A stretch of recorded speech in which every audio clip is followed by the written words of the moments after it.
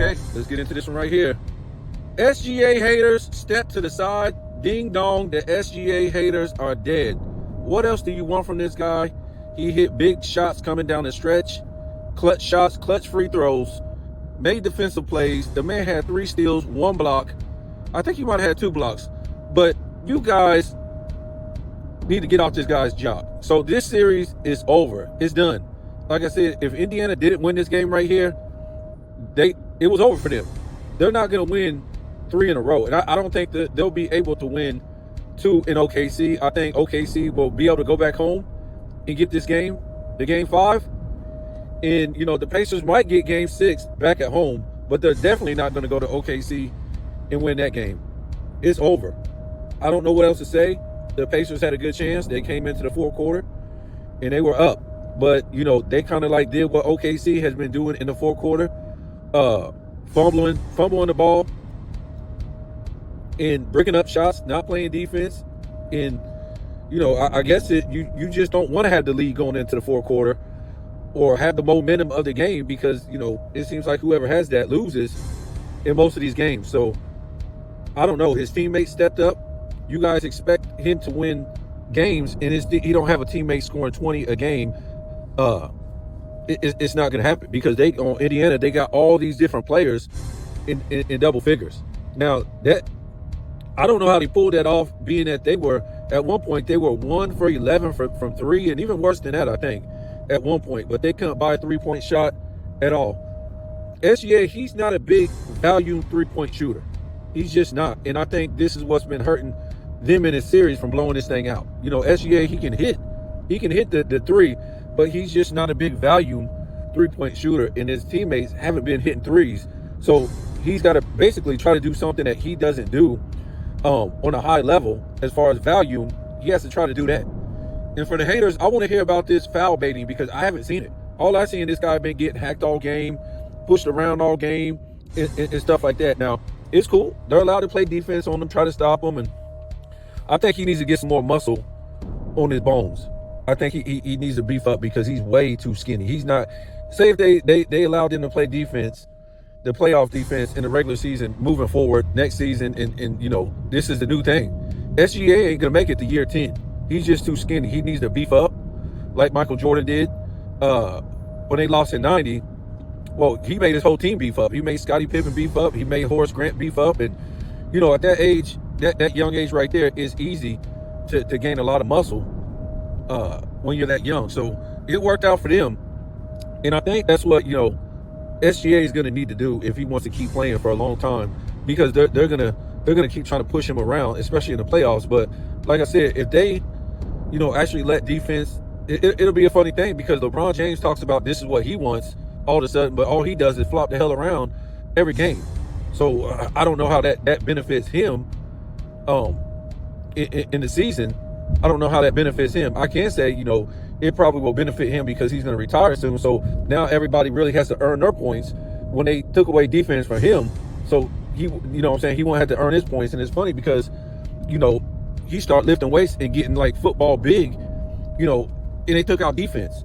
And he still didn't develop a finesse game, playing a whole bunch of skinny 3-point shooters, I would say since about 2015, but we'll see. But this series is over.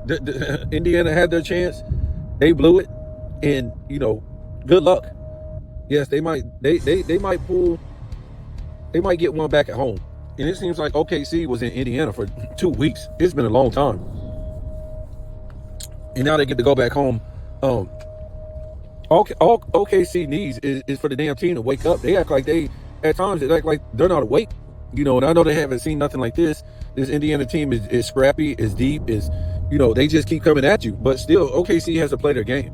And their game is basically off of SGA, doing his thing first. And then the other guys, capitalize and stuff like that. So, I don't know what you want from SGA. He played defense out there. He wasn't sitting around. He had 4 fouls. He wasn't sitting out there doing nothing. I think he had like 1 turnover, if it was even 1. I mean, the man was out there balling. So I think he had 36 points, and his averages look like they're going to stay the same as far as he shot, I think, 12 for 24 from the field.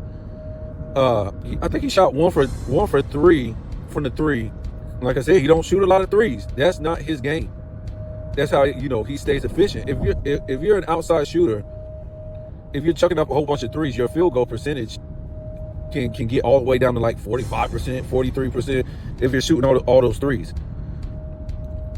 Because these guys really aren't good three-point shooters. That's why you look at Anthony Edwards, you'll see his three-point percentage. I don't know where he ended in the year. I think he ended 38. It might have been 40. I don't know. But his field goal percentage was like 44. It was pretty bad. And that's because he was chucking up a lot of threes. If he would have did, half three, half mid-range, okay. But no, not even that. He should have did, I would say 3/4 mid-range. And the rest, threes. His field goal percentage will be up, but he don't want to develop that game. When you talking about a mid-range game, you got to have touch. These guys have no touch in this era. We watched in the 80s, the 90s, the 70s, whatever, the 2000s. Even your centers, your big men, they had touch. They could shoot it from the right above the free throw line, at the free throw line, anywhere in the mid-range. The power forwards could. Everybody could. Everybody could shoot that mid-range.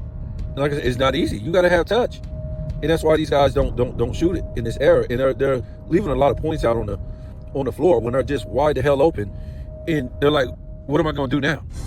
They just start dribbling towards the basket, and now guys at the hoop, and now they got to pass it out or whatever they do. They just poop their pants. They just poop their pants, even when they're alone. So, like I said, this series is over. The Cinderella dance is over. Cinderella, put away your shoes. It's over. It's over. It was a good run, but it didn't happen. You had to have this game. Like I said, I don't believe Indiana can win 3 games in a row. It's not going to happen. It's not going to happen. Well, no, they would have to win. No, they have to win 2. Actually, they have to win 2. But that's not gonna. They're not gonna win twice in OKC. And I believe Indiana can win. I believe they can win. Well, no, I believe OKC can win again in Indiana. That ain't no problem. That really ain't no problem. So, well, I know you guys are gonna come in my comments and start hating and stuff like that. Go ahead. SGA basically been playing flawless, and you can't cry and say, "Oh man, he didn't close this game." I could point out many times where Michael Jordan didn't close this game, Kobe Bryant didn't close this game, LeBron didn't close this game, and they wasn't. When you put up empty stats, it's like, okay, well, you just putting up like points and maybe some assists, rebounds. The man been putting up everything. He been putting up points, rebounds, assists, steals, blocks. What else do you want? When you look at Joker, he ain't even get you a block some games, and he's a center. So go figure. This is on Indiana. They was fumbling and bumbling the ball at the end of it. What was it? I don't know. I think it was like 9.5 to go. It was over. It was over. They never looked back. And that's what I'm saying. SGA can't make all the key plays. He can't make all his teammates got to make key plays also in this series. It can't just be him. This is a run and gun era. They're putting up a lot of points, even though the points have went down in these playoffs. But, you need another teammate scoring 25 points or at least 20 points. And Caruso, he woke up and he realized he was an NBA player. He's supposed to be putting the clamps on some guys out here. He's this defensive guru. And then you're supposed to have Chet Holmgren doing this thing. It can't be one game that Chet Holmgren goes to sleep. You just can't do that, man. You can't do that. Not in the playoffs, you can't go to sleep. So he woke up this game. Jay Will woke up this game. And, it's over for Indiana. It's over. It's over. I won't watch the next game because it's not an elimination game. But I'll watch the game after that because Game 6 will be an elimination game for somebody, if I ain't mistaken.